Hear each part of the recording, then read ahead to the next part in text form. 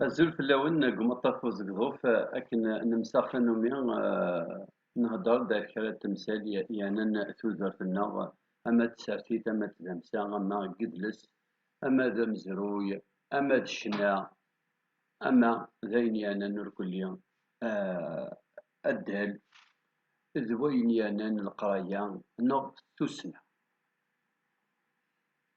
Nous avons donc vécu ces derniers jours deux événements majeurs, à savoir la tenue des Jeux méditerranéens sur le sol donc national, principalement à Oran,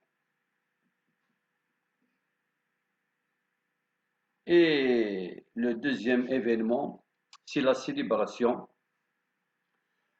d'une date et pas des moindres, à savoir donc le 60e, 60 ans, le 60e anniversaire de l'indépendance et euh, bien entendu, de l'indépendance de l'Algérie.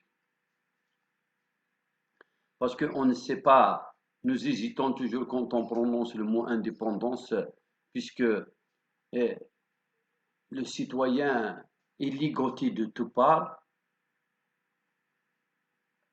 mais nous fêtons quand même l'anniversaire de la jeunesse et de l'indépendance.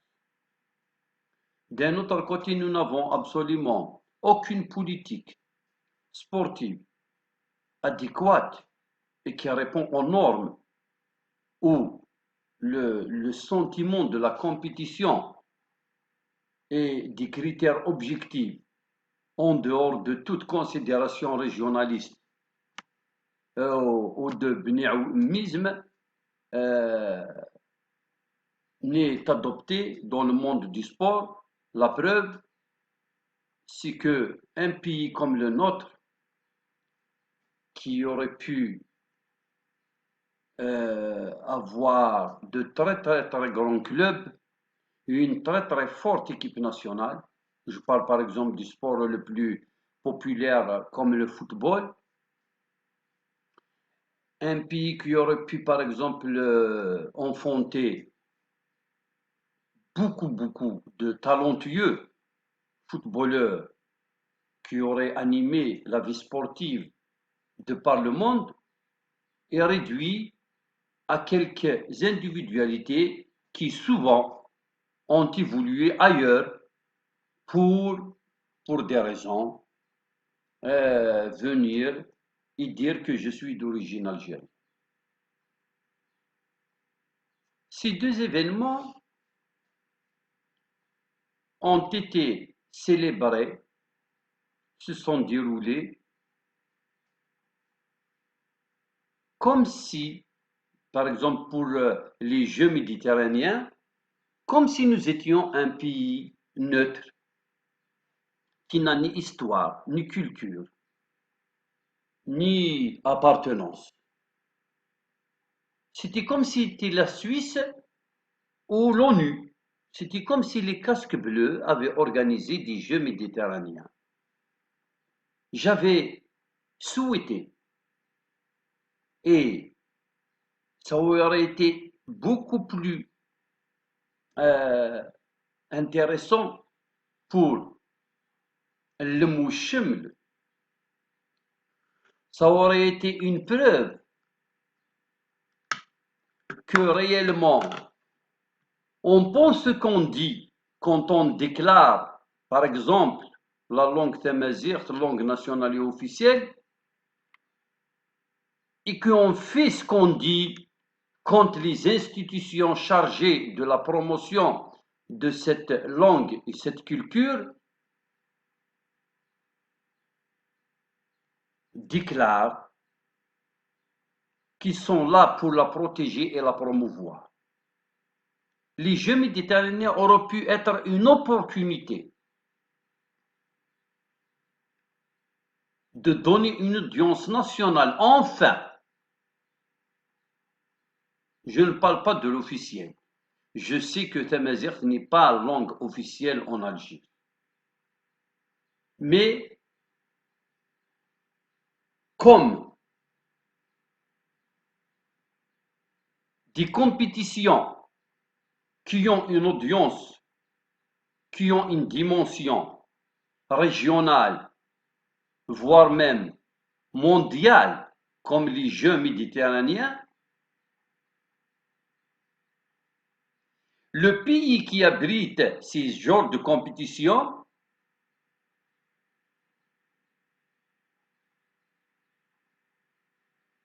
fait tout pour mettre en avant tout ce qu'il veut faire valoir pour se définir et se différencier vis-à-vis des autres nations. Parce que une compétition comme les Jeux méditerranéens, c'est une vitrine, puisque pendant ce séjour, cette durée, tous les projecteurs et toutes les caméras du monde sont braqués sur ce pays. Et on trouve dans des pays autres que celui qui organise des documentaires, des émissions sur l'économie, sur le monde du sport, sur le tourisme, sur l'histoire du pays qui abrite et qui organise. Nous aurions pu, si il y avait vraiment une volonté politique qui va dans le sens d'assumer ou d'améliorer le statut qui laisse à désirer, le statut de langue nationale de Saint-Mazière, ils auraient pu profiter de cette opportunité pour justement, que ce soit dans le discours, que ce soit dans les slogans, dans les enseignes, dans les pancartes, dans l'effet vestimentaire, dans le côté linguistique, c'est-à-dire la sémiologie de la communication aurait été imprégnée de cette identité, de cette dimension, pour que les autres,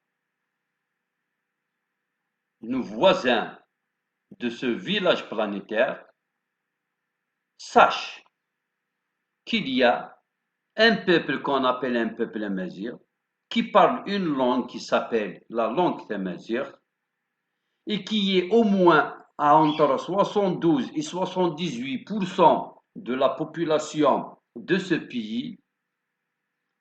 On aurait pu au moins exporter la signification véritable du mot Wahran. On aurait pu saisir cette occasion pour apprendre aux journalistes la toponymie, au moins les traits les plus importants de l'histoire de ce pays. L'Afrique blanche, entre parenthèses, ou ce qu'on veut bien appeler le Maghreb l'Arabie, est réellement d'origine amazigh, et les Jeux méditerranéens auraient pu déterrer des vérités historiques juste pour réhabiliter l'histoire et dire que Juba II était déjà dans les Jeux olympiques d'Athènes, et ça fait très très très très longtemps. Avant même que les Germaniques, les Celtes, les Gaulois, les Romains et les Celtiques, je ne sais quel autre peuple, n'y appris à lancer le javelot. Et ce n'est que fierté et gloire que de réhabiliter des personnalités sportives d'antan qui auraient fait la fierté de ce territoire jadis, et que les athlètes de maintenant ne sont que le prolongement de tous ces glorieux ancêtres qui ont excellé chacun dans sa discipline. Aucun mot n'a été dit sur tous ces personnages. Et pourtant, toutes ces caméras, tous ces yeux qui sont braqués vers l'Algérie avaient soif de connaître l'histoire de toutes sortes, qu'ils soient économiques, diplomatiques, celle de la révolution de libération, celle des, de l'Antiquité, les différents royaumes, jusqu'à maintenant, la guerre contre l'ignorance, contre la faim, contre la marginalisation. Tous ces slogans que nous avons entendus, شمول مناطق الظل تك الاكتفاء الذاتي استرجاع المكانة الدبلوماسية للجزائر في المحافل الدولية تشجيع الرياضة etc. واستقلالها عن السياسة ورجال المال. Tout ça n'est resté que slogan, ni que finalement que discours creux qui n'avait aucun prolongement dans la réalité. Parce que finalement, quand est-ce qu'on peut vérifier la bonne foi d'un homme politique? Si dans les occasions historiques comme celle-ci, c'est-à-dire l'organisation de l'Algérie des Jeux méditerranéens, on aurait saisi cette occasion pour, d'une pierre, on aurait atteint deux cibles. Regagner la confiance d'un peuple qui considère qu'il a été laissé pour compte, et bien entendu montrer une image, la véritable, celle de la réconciliation nationale. Et puis, comme la majorité fait référence à des valeurs humaines intrinsèques à sa civilisation et qui sont enfin à la mode chez les autres peuples comme la société occidentale qui est finalement en retard de plusieurs siècles par rapport à nous, ne fera que la fierté de tout le personnel et les voies autorisées de l'État algérien. Mais ce dernier, justement, a choisi autre chose. Rien qui est en relation avec la majorité n'a été mis en avant pour qu'on puisse en être fier de nos origines et pour que nous puissions réellement sentir que cette langue, cette culture, cette civilisation et cette histoire, et donc ce peuple, est réellement considéré comme une partie, au moins une partie, parmi tant d'autres. Ces dernières sont beaucoup plus privilégiées, mais on aurait pensé que cette fois-ci, notre tour aurait été venu. Hélas, nous sommes déçus par la place réservée à la langue amazigh, que ce soit dans l'ouverture et la clôture et pendant tout le déroulement de ces Jeux. Le 5 juillet aussi, après tout c'est le 60e anniversaire, aurait été une opportunité pour que justement les uns et les autres, dont des acteurs sociaux, tous ces chômeurs, toutes ces femmes, tous ces hommes, ces paysans, ces artisans, toutes ces populations désabusées, laissées pour compte, marginalisées, seront invitées à marcher pour montrer leur engouement, leur patriotisme, leur amour pour l'Algérie et leur fierté d'avoir appartenu à, des aînés dont la majorité ont été assassinés lors de la révolution de libération, c'est-à-dire 54-60. Si ce n'est le côté folklore, rien dans cette célébration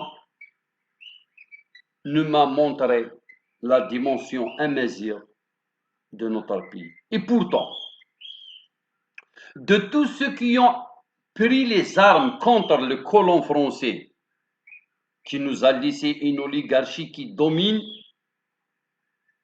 et qui n'a pas l'intention de lâcher prise. Il y a combien parmi ces braves hommes et femmes qui sont d'origine amazigh? Sans hésitation et avec preuve, puisque la généalogie le prouve, c'est la quasi-majorité de tous ceux qui ont été contre le colonialisme. والذي سبل الروح النفس والنفيس لكي تعيش الجزائر حرة ومستقلة وهم من أصل أمازيغي وبعد الاستقلال أولادهم وأولاد أولادهم يجب عليهم التكلم بالعربية لكي يتحصلون على منصب عمل. Si 60 ans après, et après tant de sacrifices, et avec une reconnaissance officielle pour Tamazight comme langue nationale et officielle, nous avons 3 wilayas où l'enseignement de Tamazight est plus ou moins assumé et assuré. Ailleurs, c'est encore dans l'optionnel.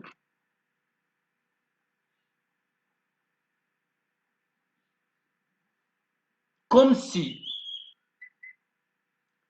on voulait séparer la Kabylie du reste de l'Algérie. On aurait voulu, à la limite, devant l'incompétence et la mauvaise foi et la mauvaise volonté, on aurait aimé qu'on ne généralise pas l'enseignement de Tamazight jusqu'au jour où l'on aurait les moyens de le faire à tous les niveaux et dans toutes les wilayas. À tous les niveaux, pourquoi? Parce que ce n'est pas seulement l'enseignement comme de la poudre aux yeux, parce que finalement, si ce n'est l'enseignement, donc la licence de Tamazight au niveau de l'université, il n'y a absolument aucun autre débouché. Ce qui pose la question et ce qui nous interpelle sur le pourquoi de la non-institutionnalisation de Tamazight, c'est-à-dire pourquoi on ne recrute pas les licenciés en Tamazight dans les différentes institutions, comme les entreprises, comme les offices et toutes sortes d'organismes, pour qu'ils puissent accueillir les gens, concevoir des papiers administratifs, une paperasse, et gérer des dossiers avec Tamazight. Pour que l'Algérien, comme ça se passe dans le pays à côté, notre voisin, un simple citoyen peut remplir un formulaire administratif dans sa langue maternelle. 60 ans après, nous n'avons absolument aucun droit de remplir un formulaire en tamazight. Avant, c'était en français. Maintenant, même le formulaire en français est banni. Il reste le formulaire en arabe. C'est bien pour les Arabes d'Algérie. Ça aurait été mieux si on faisait pour toutes les communautés un formulaire. Sauf qu'on a oublié la communauté majoritaire, les Amazighs. Pour quel dessein? Parce que l'oligarchie a peur de cette population. Nous aimons tellement cette terre parce que nous pensons et nous avons des preuves que nous sommes issus d'elle. Que nous serons, une fois on aurait été reconnus comme citoyens à part entière, qu'on aurait eu les mêmes droits que le reste des Algériens, on aurait réussi. Et notre patriotisme, notre nationalisme fera que nous allons sans doute empêcher l'oligarchie de sévir et de continuer le désastre qu'il a commencé avant même 62 et qu'il a continué avec plus de férocité en assassinant les meilleurs enfants de la Hélène. Voilà. Il faudrait qu'un jour l'ANP rende public les assassins des éléments de la Hélène. Parce que l'ANP se considère comme la représentante et la descendante directe et le prolongement de la Hélène. Si je me considère comme le prolongement de quelqu'un ou de quelque chose, et que ce quelque chose a subi un mal, une injustice, le moindre des devoirs, le minimum des dettes que je dois envers celui que je considère comme étant mon aîné, ma référence, c'est déjà de dénoncer celui qui lui a fait du mal.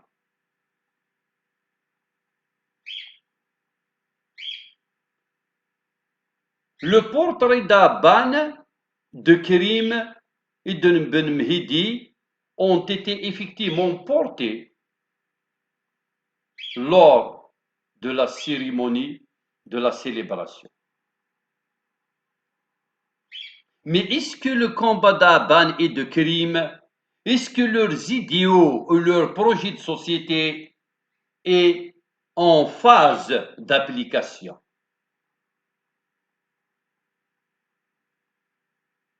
Ce pour lequel, parce que nous sommes tous des lâches, il n'y a pas de problème. L'être humain est peureux de nature. Mais quand quelqu'un est poussé jusqu'à la limite de sa lâcheté, ça se transforme en courage. On ne peut pas être humilié au-delà d'une certaine limite. Chacun a sa limite. Il y a certains qui sont sortis contre l'impérialisme américain, français, qui était la troisième puissance mondiale, parce qu'ils ont été souillés dans leur honneur, ou alors ils ont été touchés dans leur identité, dans leur amour-propre, dans leur histoire. On ne peut pas continuer à croire que nos ancêtres sont des Gaulois, disait Mouhoub Amrouche, qui après l'indépendance est considéré comme étant l'enfant de la France, par ceux qui sont rentrés de Jonsi ou pour prendre le pouvoir et chasser Kniskan Sqbaili. Nslir, il souffrait de Bslir. Et pourtant, c'est le cas. Mais pendant la guerre de libération, celui qui a eu l'intelligence et la diplomatie de prouver aux Français que cette terre ne sera jamais française, c'est justement ces intellectuels francophones, qui peut-être, d'un point de vue religieux, étaient chrétiens, par tradition familiale, ou parce qu'ils étaient tellement francophones que les ennemis de l'intérieur, eux, sans doute arabophones, ne pouvaient pas les comprendre. Ils avaient donc été trop jaloux. Ils avaient peur qu'il n'y ait pas de place dans l'Algérie de demain. Cette bassesse, cette petitesse d'esprit a détruit l'avenir de toute une nation.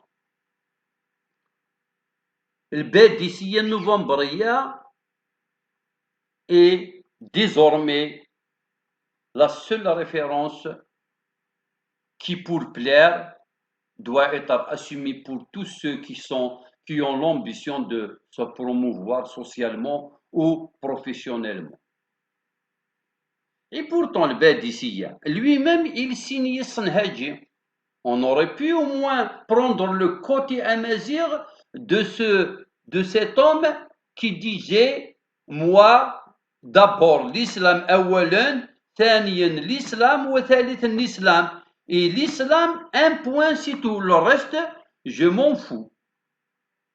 De la révolution, de l'avenir de l'Algérie, de la place qu'aurait occupée l'armée française, etc. L'essentiel, préserver l'islam et laissez-nous pratiquer notre religion. Mais il signait qu'il était d'origine amazigh. Et pourquoi l'Algérie officielle ne voudrait pas nous donner notre place, nous les Imazighen, pour que nous puissions occuper des postes sans qu'on soit stigmatisés? انت يا ما راكش تصلي، شفتك تشرب الماء في رمضان، انت يا قبايل العروش، انت يا ماك.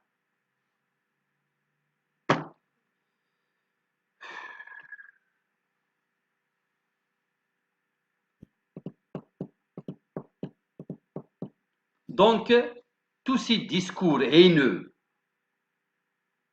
qui nous poussent à la régionalisation, qui nous poussent au tribalisme, tous ces sectaires, tous ces hommes, ces partisans du zéro kabyle, bien entendu, il y a quelques années, zéro mozabite, et peut-être dans l'avenir, zéro chaoui, veulent quoi? L'oligarchie et ses relais dans la société poussent les Algériens à quitter le territoire national à la nage, en nautique, par avion, en volant, à pied, à travers les frontières, l'essentiel parti, pour que tout ce territoire revienne à eux et à eux seuls. Ils n'ont pas suffisamment importé le peuple dont ils rêvent, c'est-à-dire des gens de la même race qu'eux, et tout le monde connaît de quelle origine est composée principalement l'oligarchie, et puis bien entendu des hommes dociles, obéissants, et puis surtout naïfs, voire même cons. Le 60e anniversaire est aussi assumé au nom de Novembriya. Alors que Novembriya, ça veut dire tout simplement le premier coup de balle, de fusil, qui a été pour l'histoire donné. On a tiré sur la gâchette à Mikla et à Khanchla. Ces deux régions qui se disputent, laquelle a été la première à avoir déclenché la révolution, sont toutes les deux des régions berbérophones et d'origine berbère, c'est-à-dire ce sont des régions où les habitants, les gens assument leur amazirité. Donc, même Novembriya, qui exclut le drapeau tricolore avec le Z imazighen au milieu,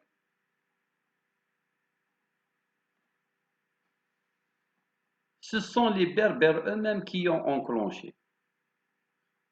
C'est-à-dire, en résumé, c'est incroyable comme ironie du sort, ce pays, ce sont les Imazighen qui l'ont fait, ou du moins les meilleures œuvres, les meilleures réalisations, tout ce qui fait la fierté, tout ce qui fait honneur et gloire à ce territoire, c'est l'œuvre des Imazighen.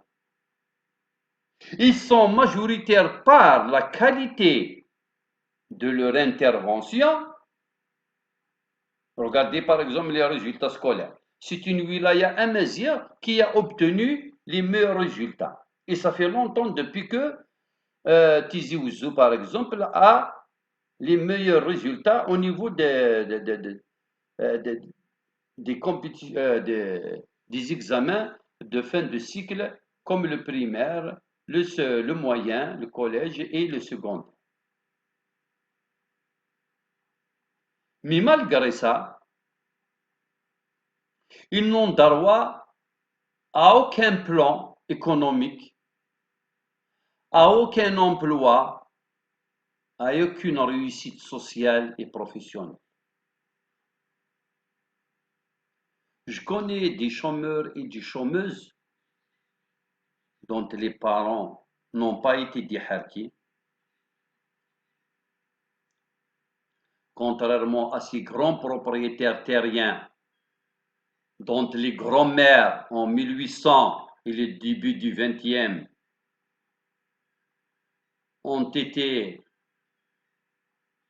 chez les généraux français et les militaires pour négocier. Ils étaient dans leur splendeur jeunesse. Donc ils avaient avec quoi négocier. Et comme c'est une tradition familiale chez eux, les belles filles ont suivi les traces de la belle-mère. Et les nièces ont fait de même en voyant leur mère réaliser des prouesses sur le plan social. L'oligarchie, qui a toujours réussi à prendre le dessus devant les aléas des différentes époques, devant les différents dictateurs et oppresseurs, ont réussi à maintenir les biens grâce à leur lâcheté et leur servilité. Ils ne peuvent pas faire mieux, c'est tout ce qu'ils savent dont ils excellent. Donc, on ne peut, comme dit le proverbe, on ne peut demander, on ne peut exiger de la plus belle femme du monde que ce qu'elle a. Par contre, ces pauvres chômeurs dont je commençais à parler et chômeuses, j'observais un comportement un matin, par exemple, au café. Un chômeur qui avait 2 licences et un master 2. Après une grasse matinée dont il ne voulait pas, parce qu'il en a tellement fait de grasse matinée qu'il en a marre de voir sa jeunesse se consumer sur un lit comme s'il avait 90 ans. Mais il ne pouvait pas se réveiller le matin aussi parce qu'il n'a pas où aller. Il n'a ni travail, ni promesse, ni perspective. Donc, par peur de ce que les autres le voient, il lui pose la question fatidique dont il n'a plus envie d'entendre parler. Alors, tu travailles ou pas? Alors, qu'est-ce qui t'arrive? Où est-ce que tu es? Ça va, tu as trouvé quand même, tu te débrouilles un peu? Tous ces jeunes qui, eux, parce qu'ils ont su comment brosser la botte, eux, ils ont trouvé du travail. Lui, parce qu'il avait des principes, ou parce qu'on lui reproche d'avoir dit un jour, La lil uhda rabi'a, il a été réduit au chômage et il est surveillé de près, traqué même, pour que jamais il ne relèverait de la tête. Alors il se lève après 8h et 9h, une fois que, entre parenthèses, les gens sont partis travailler, parce que je ne sais pas est-ce que réellement les gens partent travailler ou pas. Mais ils reçoivent des salaires très très intéressants. En échange de quoi? Je ne sais pas. Il rentre au café, devant sa tasse, son bol ou son verre de lait. Il souhaite qu'il n'en finisse pas.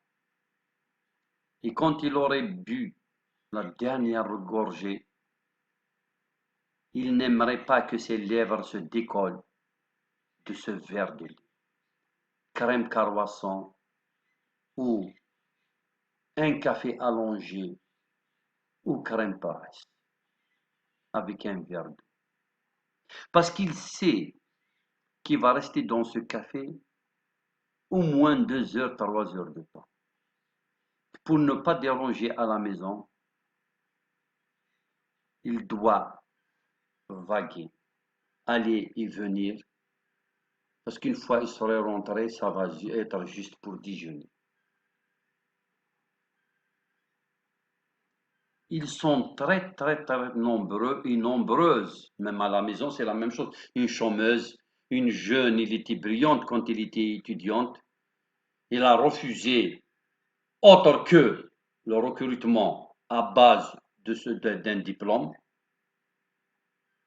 Il a pris connaissance à ses dépens que l'État a failli à son devoir de venir en aide, de faire son travail carrément envers les citoyens, à savoir leur garantir un logement, un travail et une santé, qui sont les trois, entre autres, mais on va dire pour un adulte, les trois éléments, un minimum, pour que le citoyen puisse sentir plus ou moins heureux d'être et d'appartenir à un pays, à une société. Dans sa robe d'intérieur, il va du salon vers la cuisine, à voir sa beauté et sa jeunesse se consumer, alors que les filles qui ont adopté d'autres profils, qui ont réussi à faire des cartes d'adhésion là où il faut, ont réussi à se faire embaucher et à se faire recruter. 60 ans après l'indépendance, des centaines de milliers d'Algériens travaillent mal parce qu'ils sont mal payés, ou alors ils ont un statut très précaire, ou alors ne travaillent pas du tout. Alors que, quand on est dans l'enseignement, par exemple, on assiste à un triste événement, celui de la récolte, plutôt de la collecte des dossiers de ces fameuses 5 000, 6 000 dinars pour les parents sans revenus. Ce ne sont pas ceux qui touchent 15 000 dinars, 20 000 dinars auxquels on donne ces 5 000 dedans. Ce sont à ces richissimes propriétaires terriens,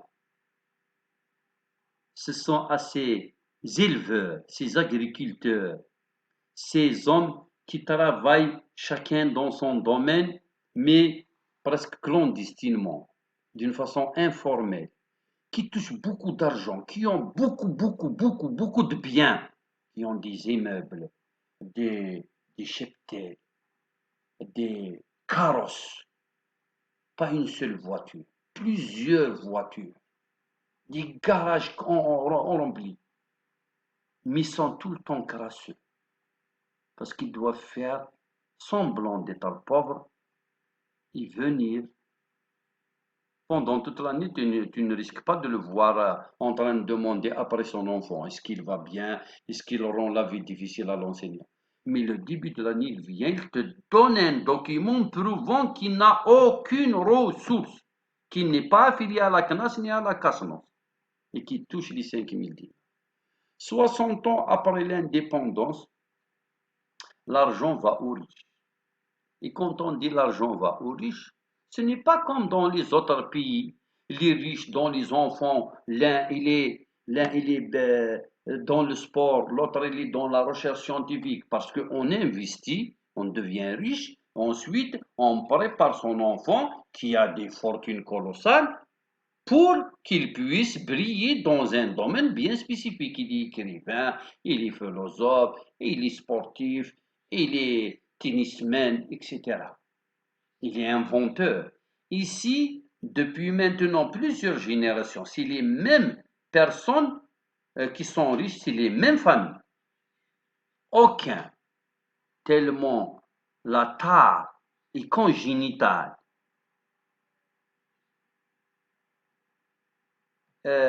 Personne n'est devenu quoi que ce soit. Pour enfin, au moins, on aurait gagné ça. On aurait entendu que le fils de Flynn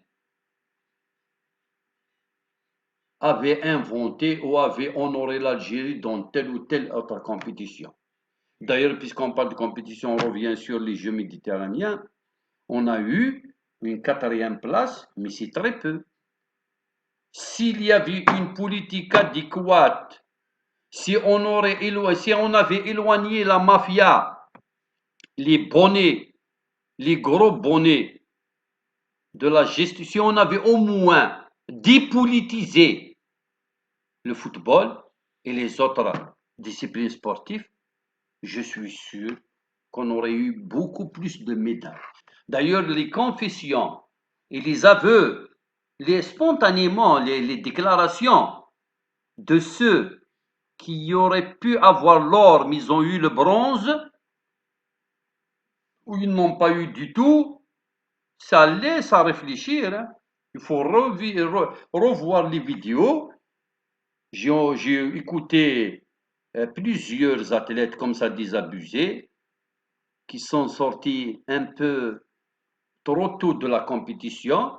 Ils ont avoué qu'ils ont été très très mal pris en charge, qu'ils n'avaient pas eu le conditionnement favorable pour une meilleure préparation optimale. Un pays qui organise, généralement, c'est un pays qui rafle la première place avec le plus grand nombre de médailles. Et il y a des disciplines où l'Algérien ne peut que réussir.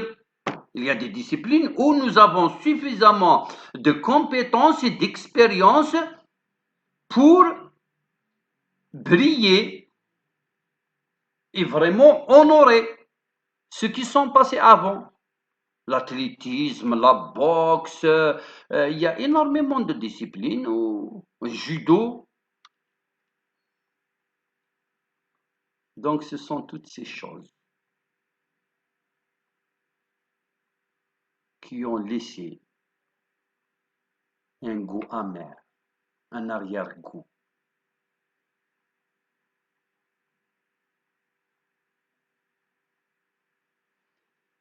Aux citoyens. Et c'est comme si cette compétition sportive ne s'est pas du tout déroulée. Ouaharan aurait pu être l'ambassadrice de la mazérité, de l'algérianité, mais il est resté juste Ouaharan. Et c'est à ses habitants de dire est-ce que vraiment ils ont été honorés ou exploités à des fins inavouées. Pour l'indépendance, parce que c'est grâce à nous et à nos ancêtres que cette révolution a été menée, que la France ne peut pas prétendre aujourd'hui qu'elle nous a appris. Bien au contraire, les Français, les explorateurs, les premiers qui ont investi les villages avant la venue des militaires, ont trouvé des agissements, des comportements, une organisation qui fait la fierté du bassin méditerranéen. Aucun Gaulois, ni Macron, ni Tekouk ne peut venir nous dire qu'il a construit l'Algérie pour les Algériens. Les Français sont redevables devant l'histoire et nous n'allons jamais, je parle de la France coloniale, nous n'allons jamais, jamais, jamais vous pardonner tout ce que vous nous avez fait. Parce que non, pas seulement, vous nous avez pris un siècle de colonisation, un siècle. Vous avez ajouté aussi votre présence à travers des mutants. Vous avez pris le soin de placer un peu partout, au point que ذاذ نتمور في وغا المذلول يكساسم كان فو خلول ينشدد القروبانيس الفوطان مدنا فغيول هذا غيا عفس غاف مبول يقجان سيدي سامي. Voici ce que nous avons vu depuis que nous sommes nés. Pourquoi l'administration algérienne, 60 ans après l'indépendance, et il prétend être au service de l'Algérien, quand tu te présentes, si tu n'es pas, c'est pas maintenant, bon, c'est à la mode novembre d'ici, mais dans 5 ans, ils peuvent dire autre chose, parce que du temps de Boumediene, il fallait être socialiste, du temps de Chadri, il fallait être musulman modéré, juste après, il fallait être islamiste. Chaque fois qu'il y a la carte de visite qu'il faudrait avoir, montrer, exhiber pour te faire valoir, et voilà, parce que la mode, c'est ça aussi. Il faudrait, il y a un effet vestimentaire, il y a un langage, il y a un comportement. Si tu ne l'adoptes pas, tu n'es pas servi, tu n'as pas de statut social. C'est-à-dire que nous, qui veulent être nous-mêmes et qui veulent vivre selon notre propre éducation, nous n'avons pas de place dans ce pays. Et depuis, de génération en génération, on est réduit à une peau de chagrin au détriment ou au profit de ceux qui, eux, ont préféré se soumettre et accepter l'état des choses, qui ont pris de l'ampleur et qui sont maintenant majoritaires. Donc l'opportunisme, le machiavélisme, le mercantilisme sont devenus monnaie courante, sont devenus des vertus, au point que on ne sait plus est-ce que réellement les Aban et les Ben Boulaïd ont libéré le pays pour la démocratie ou pour la chourocratie. On a raté une belle occasion de montrer que nous sommes des imagirons. On a préféré mentir à soi-même en faisant ce que fait le palmier. Au lieu de faire de l'ombre à ses racines, le temps de soleil, pour qu'il ne sèche pas, il préfère envoyer son ombre pour faire profiter d'autres herbes, d'autres arbustes, ou tout simplement le sol cru et aride.